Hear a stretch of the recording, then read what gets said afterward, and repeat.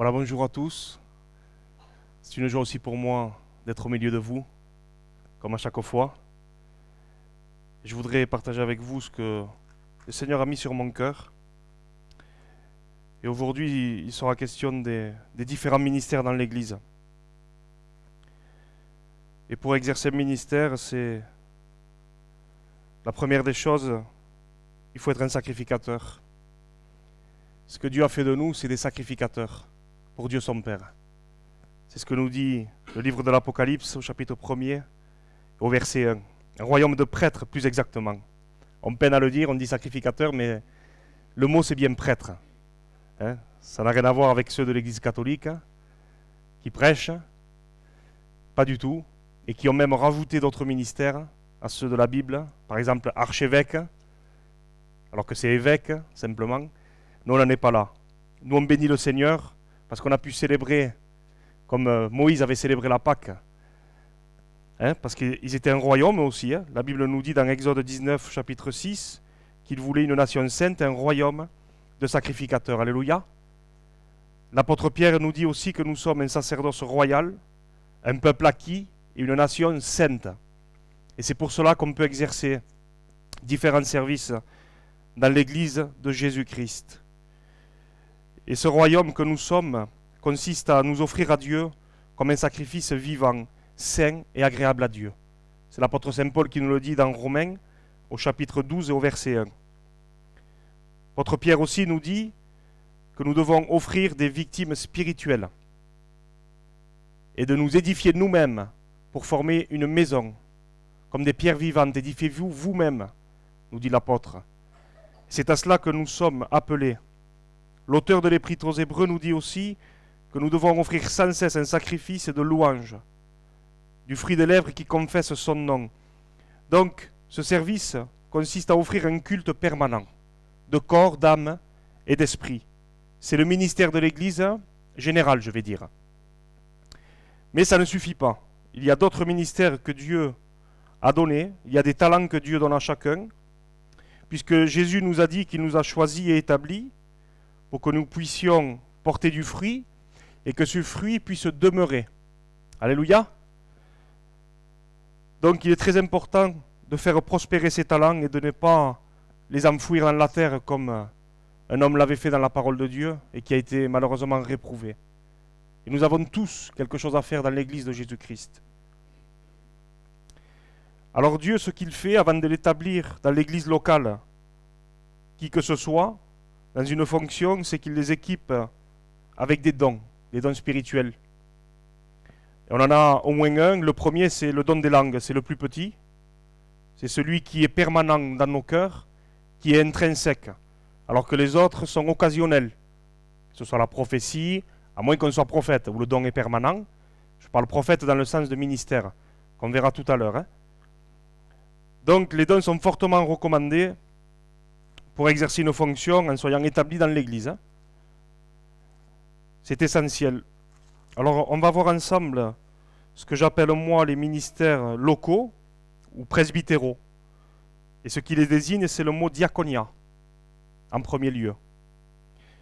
Alors il y a dans l'Église de Jérusalem ce qu'on appelle les premiers diacres.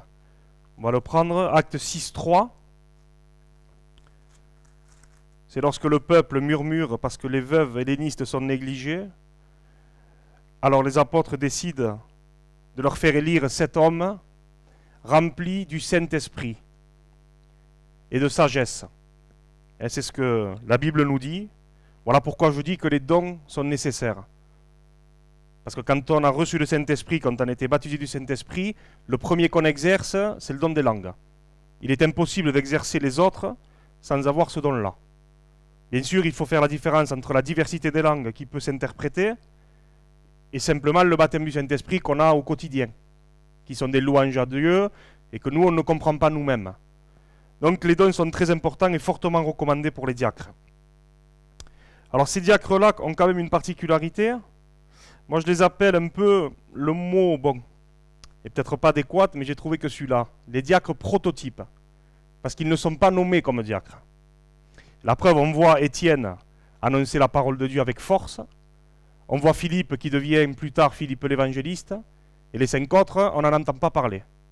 Et puis là, il n'y a que des hommes. Tandis que dans les épîtres pastorales de Timothée et de Tite, les femmes, on part au diaconat. Alors nous, les hommes qui ne sommes pas diacres, on n'a pas à être jaloux, parce que les femmes ne sont pas anciennes non plus. Donc ce n'est pas une question d'homme ou de femme, c'est que Dieu a donné des talents différents à chacun. Donc le diaconat, c'est important dans l'Église, et il faut être rempli du Saint-Esprit. Donc certains ont le don de secourir, de gouverner dans l'Église, de guérir, de parler diverses langues, et ça fait partie du diaconat. On peut s'occuper par exemple de l'école du dimanche, du matériel dans l'église, des choses matérielles. On peut présider la Sainte Seine, comme le fait notre frère Philippe ce matin. Il y a des choses multiples que nous pouvons faire. Il y a les tâches ménagères, on peut organiser tout ce qui est sorti, tout ce qui est agape. Ça, c'est le diaconat. Alors je dis qu'ils sont prototypes parce que eux prêchaient. Et dans l'église où fondent les apôtres, les diacres ne prêchaient pas après. Parce que là, il ne dit pas qu'ils étaient diacres. Ils ont demandé simplement à l'église d'élire 7 hommes pour pouvoir faire l'aumônerie. Et trésorier aussi, ça fait partie du diaconat. Et nous allons voir un peu plus loin qu'il y a Phobé ou Phébé, je ne sais pas comment on prononce en grec. C'est une diaconesse dans Romains 16 que l'apôtre Paul recommande à une église. Et il dit bien qu'elle est diaconesse. Alors chapitre 16, Romains 16, verset 1 nous dit « Je vous recommande Phobé, notre sœur, qui est diaconesse de l'église des Cancherets, afin que vous la receviez en notre Seigneur d'une manière digne des saints et que vous l'assistiez dans les choses où elle aurait besoin de vous. Car elle en a aidé beaucoup, ainsi que moi-même. » Voilà, c'est un ministère d'aide. Elle a souvent aidé l'apôtre, et il la recommande même à une certaine église. Donc c'est très important. Il y a des critères à respecter. Je ne vais pas m'attarder là-dessus. Et on va en venir au ministère d'ancien ou d'évêque. Moi, ancien, ça se rapporte à son âge, à sa personnalité. Et évêque, c'est à ce qu'il est établi dans l'Église. Alors, certaines églises optent pour le système collégial, on va dire, où l'Église est dirigée par des anciens uniquement. Et il y en a un qui a quand même la présidence. Et d'autres, comme dans notre mouvement, utilisent le système qu'on appelle pyramidal, avec un pasteur et des anciens et des diacres. Les deux sont parfaitement bibliques. Alors ce ministère d'anciens est quand même beaucoup plus profond que celui de diacre. Certains anciens ne prêchent pas, c'est vrai, mais ils ont quand même la responsabilité du troupeau de Dieu. Parce que l'apôtre Pierre leur dit « Paissez le troupeau de Dieu, qui vous a été échu en partage. » Non comme dominant sur eux, mais comme étant les modèles du troupeau. Alors il est vrai, c'est rare, certains anciens n'ont pas le ministère de la parole, mais ils font les visites avec les onction d'huile, ils s'occupent, ils font d'autres choses. C'est très rare, mais ça peut arriver. Donc les anciens sont quand même les colonnes dans l'église de Jésus-Christ. Ce sont des ministères qui sont très importants. L'apôtre Paul dira à Timothée et à Tite, « Je veux que vous établissiez des anciens dans chaque ville, avec des critères particuliers. » Et ces critères ressemblent fortement à ceux que donna Jéthro à Moïse. Le beau-père de Moïse, quand Moïse n'en peut plus, qui doit traiter toutes les situations, Jéthro lui conseille de se prendre avec lui 70 hommes. Et je relève 2 critères, c'est qu'ils sont ennemis de la cupidité. Et la Bible le dit dans le Nouveau Testament aussi, qu'ils ne soient pas attachés à l'argent. Il y a différents critères, ni à donner au vin. Et c'est très important. Il dit à Tite qu'il en établisse dans chaque ville. Il a la délégation de l'apôtre pour pouvoir être responsable de plusieurs œuvres et d'établir des anciens dans chaque ville. Et je crois qu'il est très important, comme va le faire Frédéric Nicolas, et qu'il l'a fait jusqu'à aujourd'hui. Vous savez que l'église de Béziers a 2 annexes, c'est Lodève, aujourd'hui, et Bédarieux. Et des anciens sont établis et vont être établis encore une fois. Et je bénis Dieu pour cela. Parce que c'est la volonté du Seigneur. Qu'il y ait vraiment des personnes établies. Et pas simplement que des gens viennent faire des réunions pour faire de la maintenance. Et ça, c'est très important pour moi. Et je loue le Seigneur pour ce qui va se faire à l'ODEV. Parce que c'est aussi le résultat de vos prières, je pense. Et c'était mon souhait aussi. Et j'ai été surpris. Je ne savais pas que Frédéric voulait mettre à plein temps le frère Alex au milieu de vous. Et ça, c'est un privilège que Dieu vous accorde.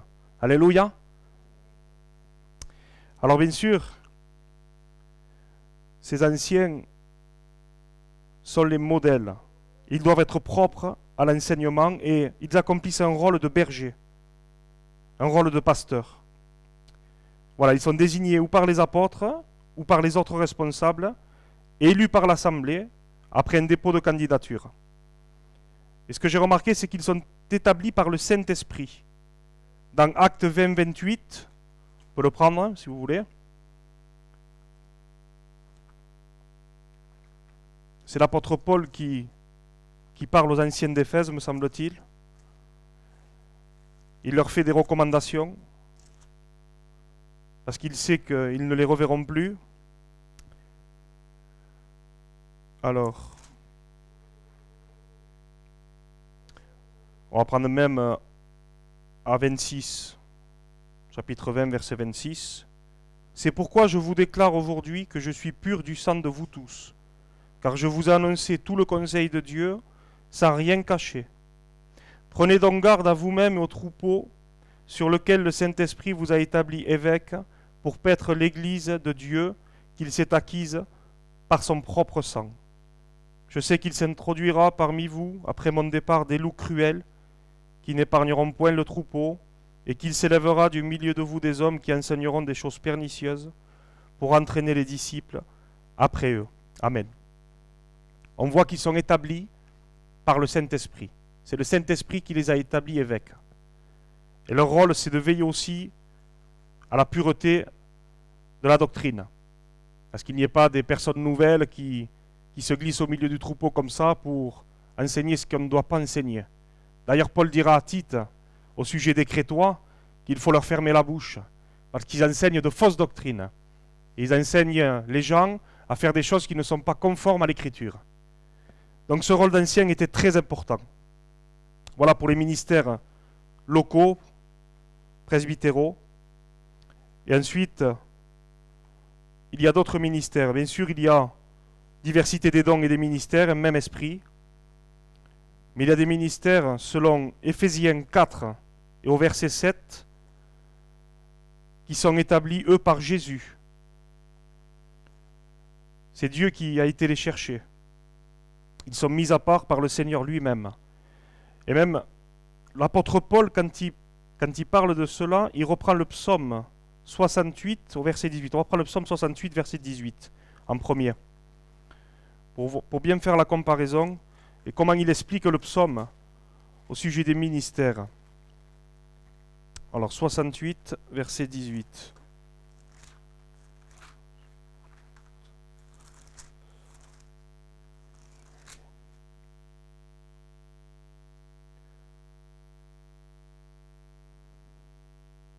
Non, je me suis trompé là.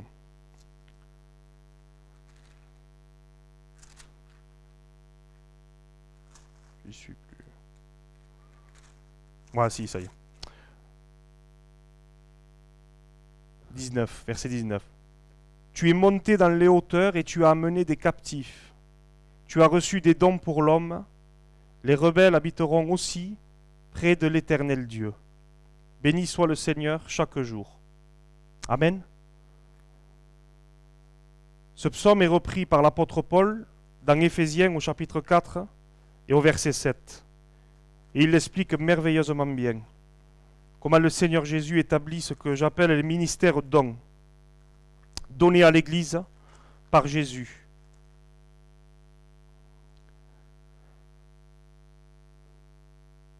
Mais à chacun de nous la grâce a été donnée selon la mesure du don de Christ. C'est pourquoi il est dit, étant monté dans les hauteurs, il a amené des captifs et il a fait des dons aux hommes. Or, que signifie il est monté, sinon qu'il est aussi descendu dans les régions inférieures de la terre? Celui qui est descendu, c'est le même qui est monté au-dessus de tous les cieux, afin de remplir toutes choses.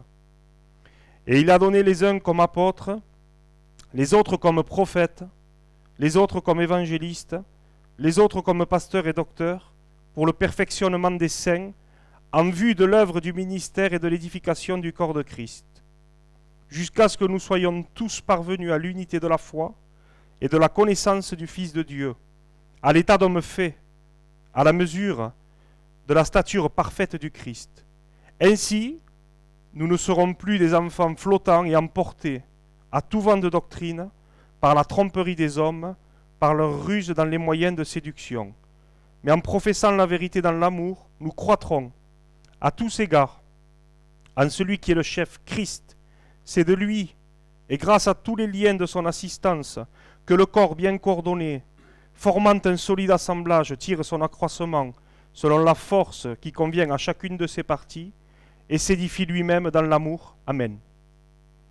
Donc les ministères dons sont très importants aussi pour la stabilité de l'Église, pour la maturité des chrétiens. Ils ont été donnés pour le perfectionnement des croyants et pour que vraiment chacun puisse prendre sa place dans l'Église de Jésus, parce que Jésus c'est le chef de l'Église et un ministère don est mis à part par le Seigneur Jésus. Il est allé dans les régions inférieures de la terre, il est monté et il a ramené des captifs et il a fait des dons aux hommes. Et ces ministères-là ont une envergure beaucoup plus grande que la localité, je dirais. Ils ont quelque chose en plus par rapport à un ancien. Sans mépriser les anciens, parce que c'est très important d'avoir des anciens dans des églises locales. Certains ont fait un rôle presque apostolique, je dirais. Parce qu'il fallait qu'ils évangélisent. Ils ont discerné même d'autres qui étaient appelés au ministère, ils les ont établis, ils ont fait un travail merveilleux. C'est vraiment très important. Et les ministères dons sont là vraiment en ossature, en charpente de l'Église. Et les anciens sont les colonnes de cette Église. Il faut qu'il y ait une unité parfaite entre les ministères différents. Parce que c'est ce qui fera la santé spirituelle de l'Église. Alors, ils ont reçu une sainte vocation. L'apôtre Paul nous le dit dans 2 Timothée, chapitre 1 et verset 18. Et on voit bien la différence entre un ancien qui aspire à une charge, qui est élu, et celui qui a reçu vraiment dans son cœur une sainte vocation.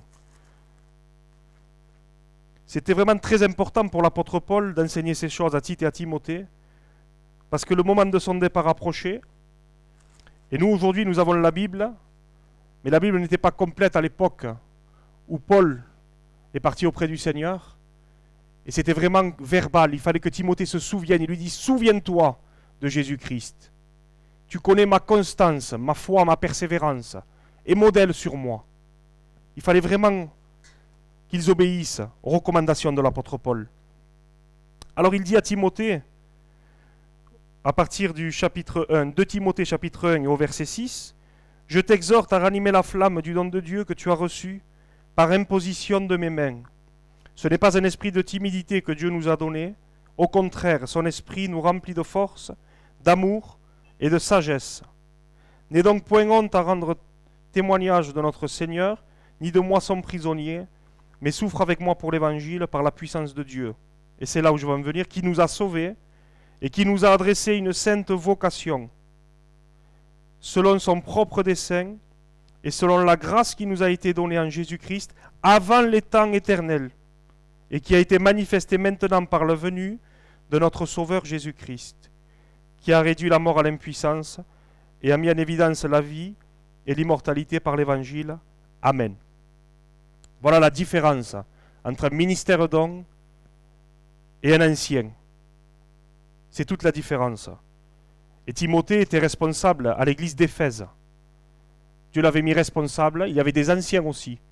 Voilà pourquoi tout à l'heure j'ai dit que les deux modèles sont possibles et sont bibliques.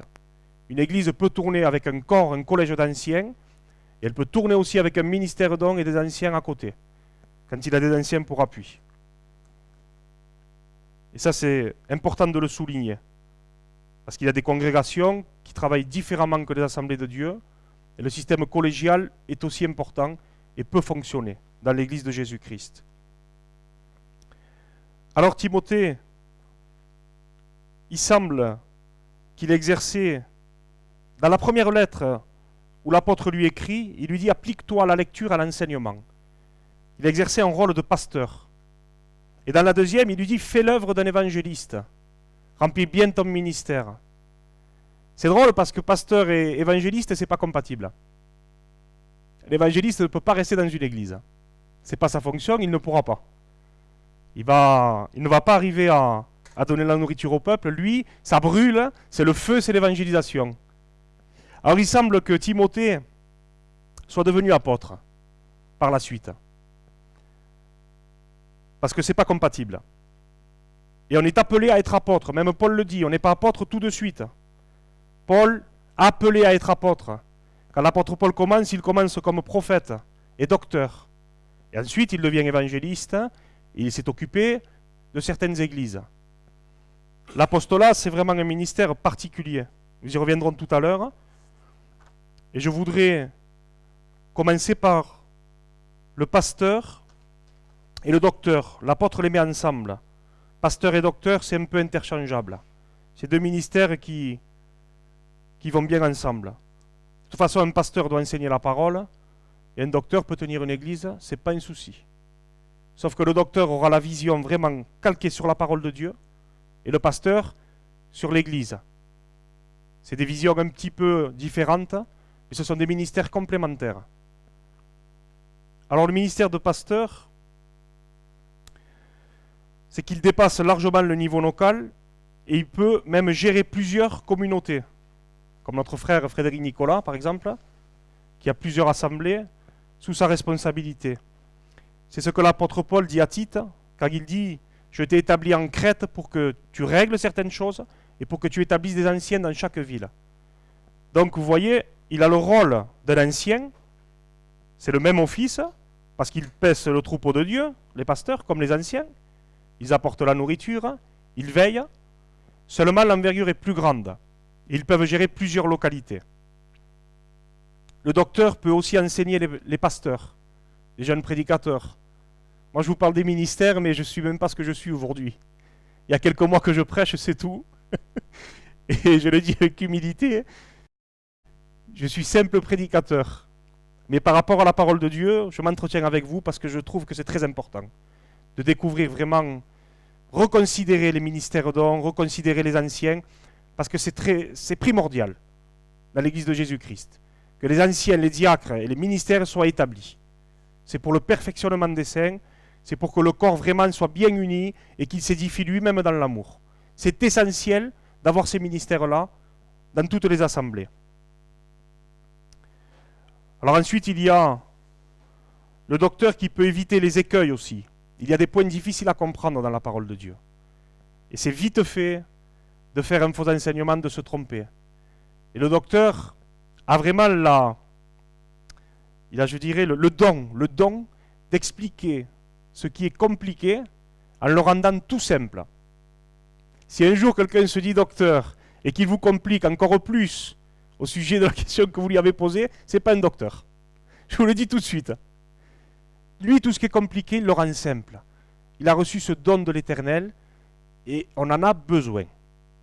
On a besoin de docteurs pour pas qu'on soit, comme dit la parole de Dieu, des enfants emportés à tout vent de doctrine. La parole de Dieu, elle a plus de 2000 ans, elle n'a pas pris une seule ride. Et ce qui était valable à l'époque de Timothée, les conseils de l'apôtre Paul sont valables aujourd'hui. Parce que l'écriture, elle est inspirée de Dieu, elle est utile pour convaincre, enseigner. Alléluia. Toute l'écriture. Ce n'est pas une question de culture, ce n'est pas une question d'époque. Elle n'a pas vieilli, la parole de Dieu. Et n'oublions pas que le Seigneur vient rechercher une église qui n'a pas vieilli non plus. Sans tache ni ride. Cette parole n'a pas pris une ride.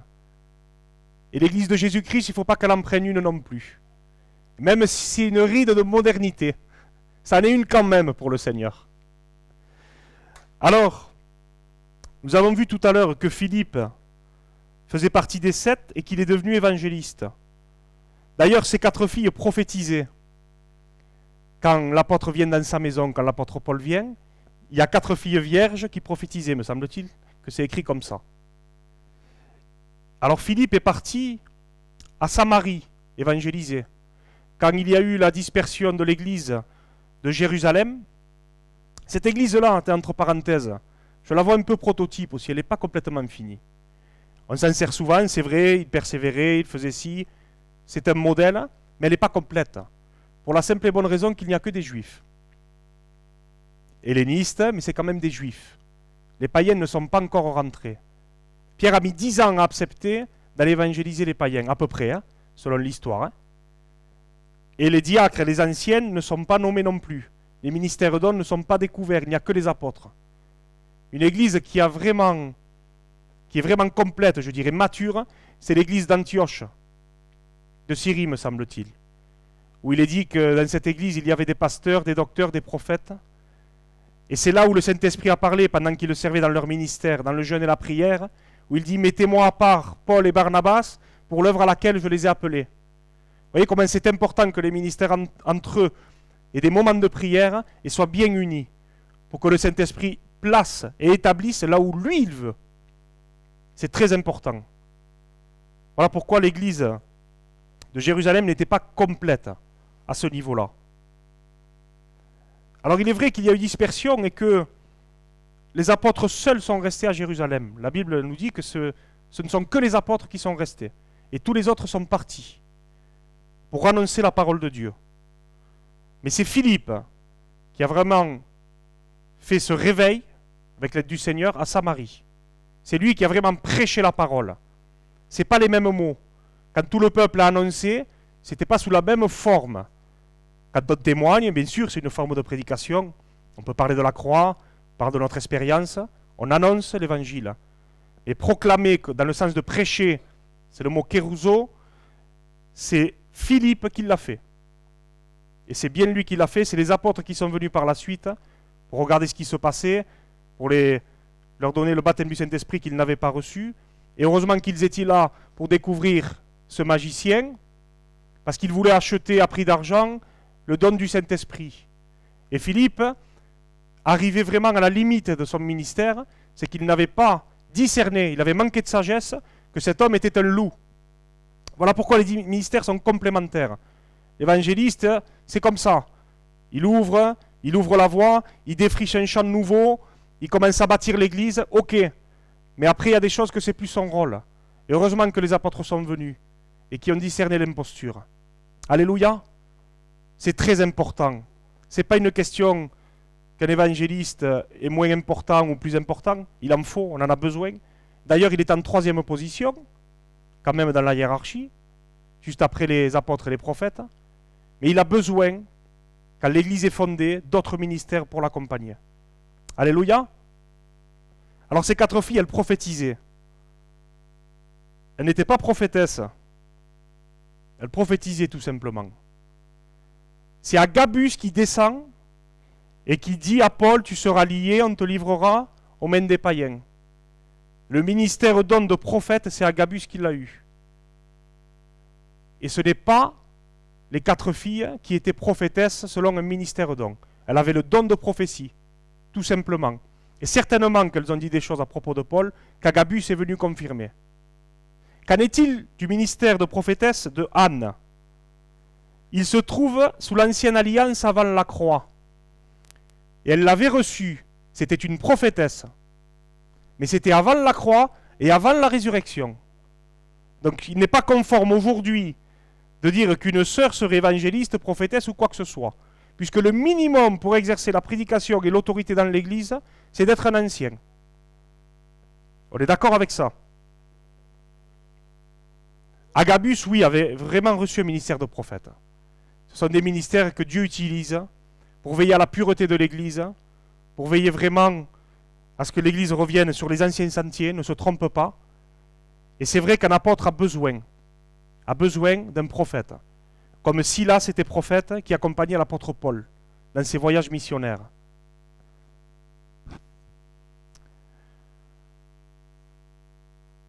Ensuite, il y a l'apôtre, qui signifie envoyé. il est difficile à discerner aujourd'hui. On les appelle plutôt missionnaires parce qu'ils sont envoyés mis à part pour une mission. Et c'est difficile à vraiment... Je vous dis, je crois que Timothée, certainement, était apôtre. Et on va parler en premier lieu de ceux qui ont fondé l'église de Jésus, qu'on appelle les apôtres de l'agneau, les 12 qui étaient avec Jésus. Bien sûr, Judas, malheureusement, on sait où il est. Pourtant, il n'avait pas au même apostolat que les autres. Et il a été désigné, Matthias, pour prendre sa charge. Avant la Pentecôte, l'apôtre Pierre s'est levé et il dit il est nécessaire qu'on désigne quelqu'un qui ait eu part au même ministère que nous pour remplacer Judas. Il fallait que depuis le baptême de Jésus jusqu'à la résurrection, il ait suivi Jésus. C'était le critère. Et donc ils l'ont élu en jetant les sorts. Vous savez d'où viennent les sorts au départ? Ça me vient parce qu'on a un frère qui s'appelle Mardoché, qui vient d'Haïti ce matin. Il va conduire la louange. La première fois que les sorts sont jetés, c'est Esther, c'est ça. C'est jeter les Pourim, on appelle ça. Ils l'ont fait pour Mardoché. Cette tradition a perduré. Voilà pourquoi les apôtres ont choisi de tirer au sort. En disant, Seigneur, toi qui connais les cœurs. Quand ils ont désigné Barnabas et Joseph, ils ont tiré le sort. Et Matthias a été désigné. Pour être le fondement. La Bible nous dit que nous avons été édifiés sur le fondement des apôtres et des prophètes, et non pas des prophètes de l'Ancien Testament et apôtres ensuite. C'est ceux du Nouveau. L'apôtre est en premier. Et dans l'Ancienne Alliance, il n'y a pas d'apôtre. À moins que je l'ai omis de le lire. Donc voilà. Ce n'est pas Paul qui a remplacé Matthias. C'est une erreur. Ils ne se sont pas trompés. Parce que Paul n'a pas suivi Jésus depuis le baptême jusqu'à la résurrection. Et Paul dira lui-même, moi, j'ai bâti sur le fondement comme un sage architecte. Donc s'il a bâti dessus, il ne peut pas être le fondement. Jésus-Christ est la pierre angulaire, à ne pas confondre avec celle qui est en triangle comme ça, hein, et qui tient une clé de voûte, on appelle ça aussi. La pierre angulaire, c'est celle qu'on pose au début, avant de construire et d'édifier. Donc les 12 sont des apôtres de l'agneau. Et cela, il n'y en a plus, c'est vrai. Il y a des cessationnistes, comme on appelle, dans les évangéliques, dans les milieux évangéliques, qui disent qu'il n'y en a plus. Pourtant, il y en a. Quand un frère est appelé pour une mission, à aller dans un pays ou dans une ville, et qu'il commence à fonder une œuvre comme l'évangéliste, sauf que lui, il y reste. Il établit des anciens. Il va même ailleurs. Un apôtre a beaucoup d'églises sous sa responsabilité. C'est lui. Il exerce tous les ministères. Et en principe, il a beaucoup de dons. Beaucoup de dons. L'évangéliste aussi doit en avoir. Hein. L'évangéliste, c'est un ministère, je dirais, à succès. Donnez-moi le mot. Et c'est vrai il attire les foules. Il a quand même la capacité que Dieu lui a donnée, c'est de convaincre les personnes. Même s'ils n'ont rien compris au message, le Saint-Esprit agit tellement au travers de lui que les gens sont convaincus de péché. C'est la particularité de l'évangéliste. Il fait beaucoup de miracles, beaucoup de guérisons. Le prophète aussi a beaucoup de dons. Il a des paroles de connaissance, des révélations sur des personnes en particulier. C'est vraiment merveilleux. Le prophète fait même des dons de miracles souvent. Il y a eu des résurrections que des prophètes ont fait, des miracles attestés par la médecine. Et un apôtre, je dirais, quasiment tous les dons. Il résume tous les ministères à lui tout seul. Il est à la fois prophète dans la vision qu'il reçoit pour aller implanter une église. Il est à la fois évangéliste, parce que bien sûr, quand il ouvre, il n'y a rien, il faut qu'il défriche. Donc il évangélise. Il est pasteur parce qu'il s'occupe du troupeau. Il les a tous. Dieu n'en suscite plus beaucoup, c'est vrai. Et pourtant, c'est très important. Parce que ces ministères, il les a donnés. Ils viennent de Jésus, pris par Jésus et donnés à l'Église. Ces ministères sont des dons, des cadeaux, des dons de la grâce. La Bible nous dit que tout don parfait, toute grâce excellente vient d'en haut. Il vient du Père des Lumières, dans lequel il n'y a ni changement ni ombre de variation. Ça ne change pas. Et les ministères qu'il a donnés il y a 2000 ans, il les donne encore aujourd'hui. Voilà pourquoi Jésus dira, priez pour qu'il y ait des ouvriers dans la moisson, parce qu'elle est grande. Il y a peu d'ouvriers. Alors je crois que aujourd'hui, il est crucial de reconsidérer tous les ministères et de prier pour que vraiment toutes les localités puissent prospérer, puissent s'épanouir, puissent vraiment à leur tour aussi découvrir les dons merveilleux, les talents que Dieu a fait à chacun, à chacune. Parce que c'est merveilleux quand on a un talent, qu'on le fait prospérer. Alors, il est important, quand on a le privilège d'avoir des ministères au milieu de nous, de faire ce que nous recommandent les apôtres. Il nous dit, obéissez à vos conducteurs spirituels. Il nous dit, ayez pour eux de la déférence, parce qu'ils veillent sur vos âmes. D'être soumis aux anciens.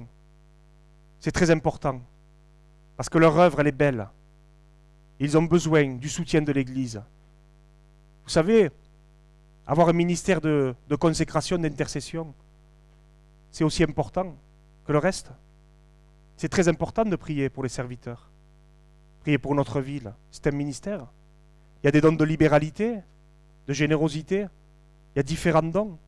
Et l'important, c'est de rentrer dans celui que Dieu nous a donné à chacun. Tout simplement. De chercher, même d'aspirer aux dons les meilleurs. Vous savez que les 9 dons sont pour tous, hommes ou femmes. Moi, j'ai pas de problème avec ça. À tous. Une sœur peut avoir un don de guérison si elle le reçoit. Il n'y a aucun problème avec ça. Elle peut avoir une parole de connaissance. Ça ne se limite pas qu'à la prophétie ou parler en langue. Parce que le Saint-Esprit distribue selon son bon vouloir. À qui il veut. Ce n'est pas moi qui le dis, c'est la Bible qui le dit. Donc nous devons aspirer aux dons les meilleurs. Nous devons faire tout pour que les ministères aient vraiment toute la liberté d'apporter le conseil de Dieu au milieu de nous. Et c'est vraiment important. Important d'agir dans l'amour. Parce que n'importe quel service, il faut qu'il soit fait dans l'amour. Sinon, ce n'est pas valable. C'est l'amour qui compte pour le service. L'apôtre Paul désirait même être anathème pour son peuple. Lui, l'apôtre des païens, avait un souci permanent pour les Juifs. Comme Moïse dira quand le peuple s'était corrompu, « Efface mon nom du livre s'il le faut ». Paul a eu la même idée. Il voulait être réprouvé, maudit, pour qu'eux puissent être sauvés. Alors de reconsidérer chaque service dans l'Église et les ministères, je crois que c'est très important. De s'occuper, oui, de nous visiter les uns les autres. D'ailleurs, Jacques dit que la vraie religion, pure, sans tache, c'est de visiter les veuves et les orphelins dans leurs afflictions. L'apôtre Pierre demande à l'apôtre Paul de se souvenir des pauvres de Jérusalem. Ça aussi, c'est un ministère. Il y a des choses qui ne se voient pas, qui sont cachées. Et le Seigneur approuve des fois certains ministères qui ne se voient pas, qui sont exercés dans l'ombre, que certains qui ont un ministère reconnu et qui ne font pas ce que Dieu leur demande. Et l'important, ce n'est pas d'être sur une échelle de hiérarchie, mais c'est d'être placé là où Dieu veut que nous soyons. C'est de faire fructifier les talents que Dieu nous a donnés. De ne pas l'enterrer, certainement pas. Parce que le Seigneur désire nous utiliser à tous. Nous sommes ce royaume de sacrificateurs, d'accord. Il y a d'autres ministères après, mais Dieu a besoin de chacun de nous. Les membres les plus faibles dans le corps, c'est eux qui ont besoin de plus d'honneur, l'apôtre Paul nous dira. Et même si tu te sens faible, pas à la hauteur par rapport à certains, ce n'est pas le problème.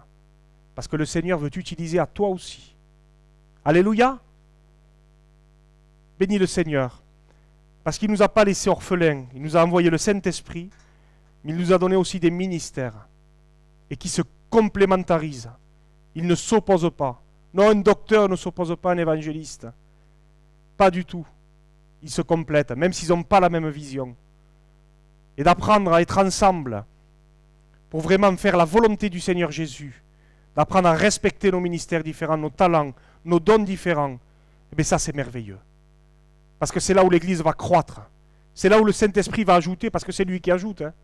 Ce n'est pas nos efforts, c'est pas notre piété, hein. Bien qu'il la faut. Hein. Je ne vous dis pas de vivre dans l'impiété. Hein.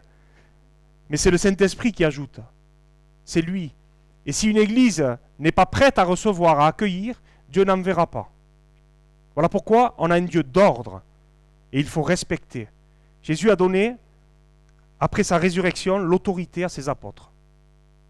Il ne l'a pas donné à sa maman, ni aux autres sœurs qui ont découvert que Jésus n'était plus dans le tombeau et qui ont annoncé sa résurrection.